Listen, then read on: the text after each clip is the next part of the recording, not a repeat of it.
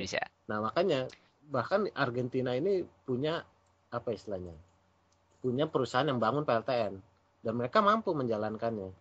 Jadi memang sebenarnya ada ketakutan ataupun ada memang sengaja mungkin dari gerakan-gerakan anti nuklir itu mengopinikan tentang nggak usah nuklir, karena memang di sini masalahnya bukan pilihan tapi sebuah keharusan sebenarnya PLTN, karena disitulah kita butuh energi untuk tadi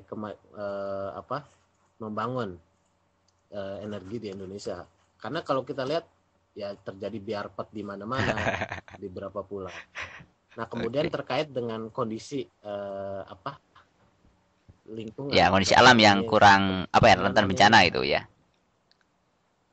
Nah sebenarnya untuk bangun PLTN pun nggak serta merta gitu ya langsung saya mau di sini langsung dibangun gitu, nggak, tapi terjadi studi dulu termasuk historical seismiknya seperti apa gitu kan.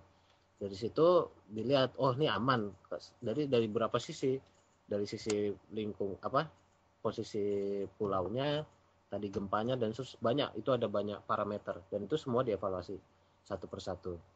Nah sebenarnya kalau di posisi gempa pun di Indonesia itu kan bisa kelihatan sebenarnya kita ada satu wilayah yang itu aman, seperti misalkan yang lagi ramai ini kan sebenarnya Bangka Ya, Bangka Belitung. Belitung. Jadi Bangka Belitung ini sebenarnya posisinya aman karena dia tidak di sisi barat Sumatera Sumatera, ya. cenderung di sisi timur, jadi dari gempa aman. Dan dari sisi-sisi lain makanya sebenarnya untuk potensi listrik PLTN dalam di Indonesia itu sebuah keharusan untuk mendukung tadi perkembangan Indonesia ke depannya. Gitu mungkin Oke. sejelasnya. Nah, terkait dengan tadi, Mas. Kira-kira Indonesia kayaknya masih cukup potensial dikembangkan. Nah, untuk ke arah sana itu melangkah ke sana Hmm. itu kira apa yang perlu kita siapkan, ataukah mungkin seperti yang hari ini ada di media masa Indonesia yang menyampaikan kalau kita mau bikin Hmm. PLTN kita mesti menyiapkan juga robot-robotnya seperti itu, sampai seperti itu, atau memang demikian yang perlu kita siapkan untuk membangun PLTN di Indonesia itu kira-kira. Ya, ya. Nah, sebenarnya untuk membangun PLTN itu tidak sekedar apa ya istilahnya kita beli alat ya, itu kan kayak sama lah sebenarnya prinsip mengerjakan PLTN itu hampir sama dengan pembangkit listrik termal misalkan pakai minyak atau gas bumi, itu sama, bedanya di bagian boilernya. Kalau boiler yang pakai gas itu dibakar atau pakai minyak itu dibakar terus manasin air. Nah kalau di PLTN bedanya nggak dibakar atau dipanasin, tapi dari reaksi fusi lah energi dihasilkan. Sementara untuk turbin dan seterusnya itu sama semua gitu. Nah makanya untuk penyiapan bangun PLTN itu sebenarnya bukan hanya di bidang nuklir, tapi semua bidang, ya teknik sipil, ya teknik elektro, ya teknik mesin, dan semua bidang. Makanya untuk Indonesia sebenarnya teknik sipil udah banyak, teknik mesin udah banyak, teknik elektro banyak. Tinggal teknik nuklir pun sebenarnya udah lumayan banyak di UGM, di ITB, dan beberapa di mana di Ponorogo, Universitas Ponorogo. Kemudian di Jogja itu ada STTN, Sekolah Tinggi Teknik Nuklir. Jadi sebenarnya sudah dipersiapkan dari dulu dan sebenarnya sangat sangat disayangkan gitu karena mereka ini ada yang sudah jauh-jauh di luar negeri, begitu dipulang di Indonesia nggak keguna alih bidang. Jadi sebenarnya mampu untuk karena beberapa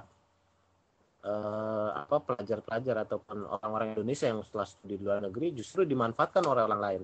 Makanya kan kalau sempat baca itu keluhannya dari Pak Habibie itu kan adalah kita ini seperti dibodohi setelah Indonesia menyolahkan banyak orang-orang pinter, justru negara-negara lain yang tinggal Ya memanfaatkan. semacam brain-brain begitu ya. Jadi setelah otak-otak cemerlang itu malah justru diberdayakan oleh orang-orang lain begitu ya, di negara-negara lain begitu. Oke, Betul mas. ini yang satu lagi nih Mas. Ini kebetulan yang laris kayaknya ini untuk nuklir ini ya. Jadi ada pertanyaan dari Mas Azam dari Osaka. Ini tentang kebocoran nuklir di Three Miles Island, Amerika ini. Apakah karena masalah teknologinya atau terkait dengan tata kelola bencana AS yang tidak sebagus Jepang dalam menangani nuklir? Ini mungkin bisa menjawab ini Mas Debi juga ini mungkin. Ya itu kalau yang Terima Islands itu memang karena ada istilah kita tuh bukan malpraktek ya. Jadi dalam produksinya itu ada kesalahan coding di antara si mesin dengan di alat di lapangannya. Nah, pada saat itu ketika dimonitor menunjukkan bahwa oh si controllernya ini sudah masuk gitu. Padahal kondisinya pada saat di atas gitu. Nah, jadi terjadi kesalahan apa ya, miscommunication si alat Oh, gitu. codingnya salah itu. Sehingga menyebabkan kecelakaan. Nah, tapi biasanya gini, ini yang perlu diperhatikan bahwa kecelakaan nuklir itu bukan kecelakaan satu negara, tapi sebagai kecelakaan satu dunia. Makanya ketika setelah Chernobyl itu pembangunan nuklir itu cenderung menurun. Makanya kan pada saat tahun 2000-an muncul renaissance gitu kan untuk membangkitkan nuklir lagi. Jadi memang setiap ada kecelakaan itu selalu diimprove. Setiap ada kecelakaan selalu diimprove. Nah, termasuk dalam hal ini kecelakaan di Jepang. Sampai berapa orang mikir, ini gimana biar di dekat PLTN juga dibangun apa solar cell, dibangun kincir angin apa pembangkit listrik tenaga angin Oke. agar ketika listrik mati itu tetap jalan, tetap ngalir gitu. Ketika ada tsunami tetap ngalir si listriknya. Sampai orang mikir seperti itu. Jadi memang setiap kecelakaan nuklir itu selalu lebih baik, selalu lebih baik. Itulah apa istilahnya belajar dari dan itu Jepang yang melakukan. Oke. Baik. Ini masih ngantri lagi pertanyaannya. Jadi mudah-mudahan rekan-rekan juga tidak bosan dengan karena memang topik nuklir ini kira-kira masih sangat hangat dan memang menjadi kerisauan dan kekhawatiran yang dirasakan oleh mungkin seluruh manusia ya di dunia ini kira-kira dengan nuklir ini menjadi isu yang sangat sensitif dan sangat diperhatikan. Ini ada pertanyaan lain dari siapa ini? Mas Willy dari Madison dari Amerika ini ada bertanya nih, apa sebenarnya kendala implementasi PLTN di Indonesia? Apakah itu lebih karena faktor teknis atau teknologi begitu atau mungkin faktor non teknis? Oke, mangga silakan dijawab sebelum kita beralih ada pertanyaan lain juga menunggu ini. Sebenarnya kalau nah ini off the record sih sebenarnya. Ada off the record segala ini ya. Jadi sebenarnya masalahnya tinggal di presiden saja karena memang semua elemen baik dari BPPT, Batan, Bapeten dan semuanya sudah termasuk dari Medco gitu kan. Itu sebenarnya sudah mendukung. Hanya saja memang kebijakan PLTN ini bukan kebijakan yang populer. Artinya kalau diambil pasti banyak ya media-media menentang dan seterusnya gitu. Jadi sebenarnya kuncinya tinggal di tanda tangannya si presiden. Nah, kita lihatlah presiden ini seperti apa gitu.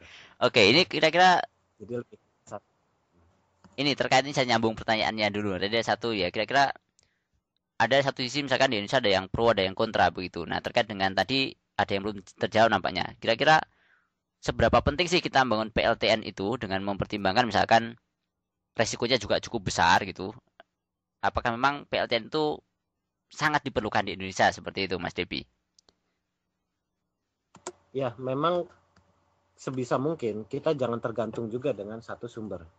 Jadi kita harus diversifikasi gitu. Artinya ya nggak hanya nuklir saja, termasuk gas bumi, minyak bumi, kemudian apa panas bumi, itu semua harus dimix.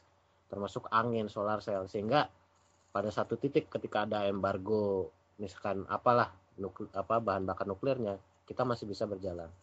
Nah, kalau kita melihat kondisi di Jepang misalkan, jadi PLTN itu karena keunggulan PLTN itu adalah dari segi output listriknya itu konstan dan dia hanya ngisi bahan bakar tergantung sih ya kayak Jepang tuh 13 bulan sekali.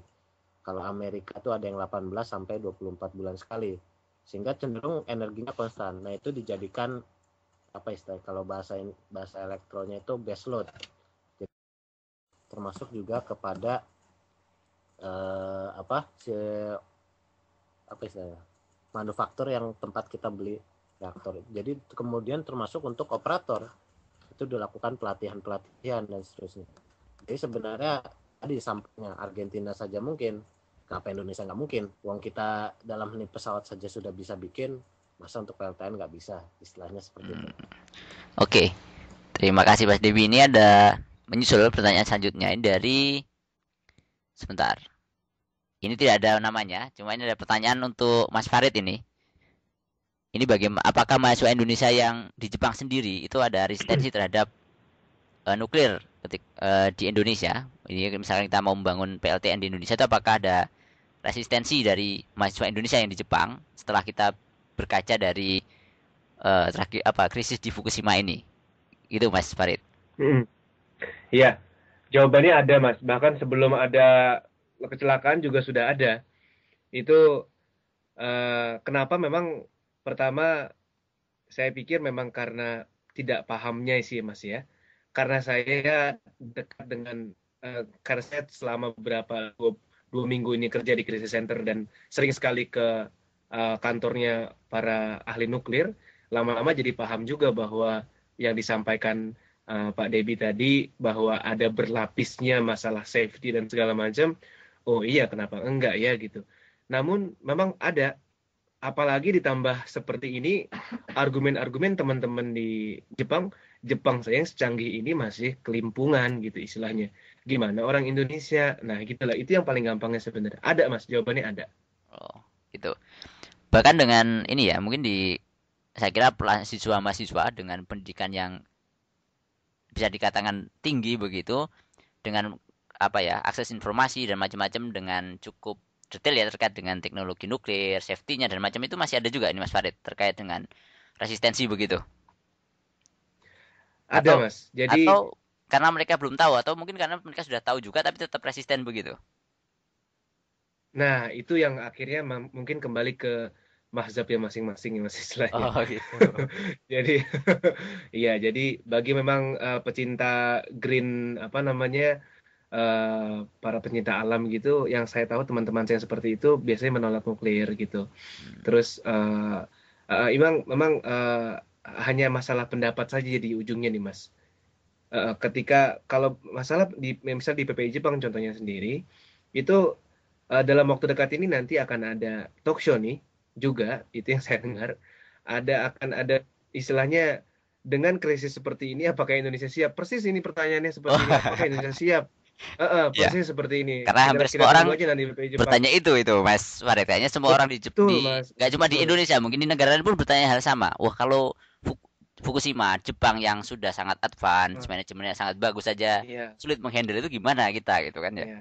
Oke, itu jawab Betul, mungkin Mas. menjawab Jadi ya. kebetulan nanti yang yang di PPI Jepang ini saya dengar bahkan memang nanti mau dilawan ini tim nuklirnya KBRI ini ditemuin sama memang si penolak ide PLTN di Indonesia gitu. Nah Wah, ini kita tunggu aja oke, ini cukup dari menarik Jepang juga ya, ini ya. semua PPI. Ternyata di kalangan Promosi jadi. intelektual sendiri juga ternyata masih juga ada debat ini ya terkait dengan masalah ini ya ternyata. Mm-mm. Oke, Iya Pak, bener. Mm. ini ada pertanyaan agak berbeda ini, tidak nuklir-nuklir lagi ini. Jadi ini ada pertanyaan, sayang sekali namanya tidak ada di sini. Ini ada pertanyaan menarik di sini. Ini apa yang membuat masyarakat Jepang terlihat demikian kuat menghadapi bencana ini? Ini apakah ada kaitan dengan nilai-nilai nilai religius atau mungkin Shinto yang mereka anut atau Bushido atau apa? Dan juga bagaimana dengan Indonesia yang notabene adalah misalkan orangnya Muslim gitu ya. Apakah memang orang Jepang mungkin orang melihatnya begitu ya, orang Jepang apakah karena dia itu Shinto, Buddha sehingga atau mungkin karena faktor tradisi apa sehingga demikian kuat. Nah, sementara di Indonesia kalau kita bercermin mungkin ya ketika tahun 2004 juga kita punya masalah yang mungkin hampir sama dan kita iya peta masalah kita jauh berbeda. Kita mayoritas mungkin Muslim begitu. Tapi apakah ada kaitan seperti ini antara nilai-nilai agama dengan ketangguhan suatu bangsa dalam menghadapi bencana begitu. Mungkin ini coba kita akan coba explore ini mungkin dari Mas Farid dan juga mungkin ini ada Pak Epi Taufik ini juga bisa memberikan jawaban juga mungkin dari sudut pandangnya masing-masing kira-kira menjawab pertanyaan ini gimana? Yaitu apakah ada kaitan nilai agama dengan ketangguhan suatu bangsa dalam menghadapi bencana atau mungkin berbagai krisis lainnya gitu. Kira-kira begitu Mas Farid dan juga Pak Epi. Silahkan dari Mas Farid dulu mungkin begitu.